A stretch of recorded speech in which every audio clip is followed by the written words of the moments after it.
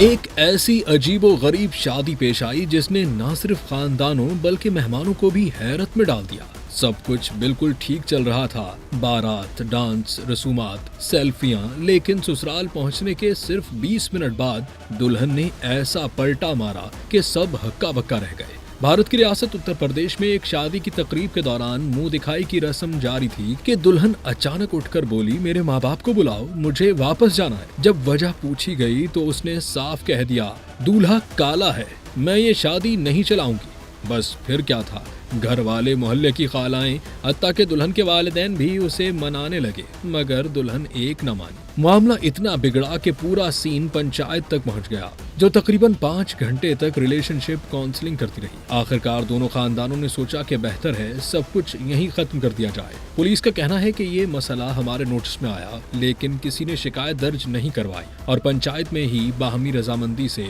दूल्हा दुल्हन अलग हो गए।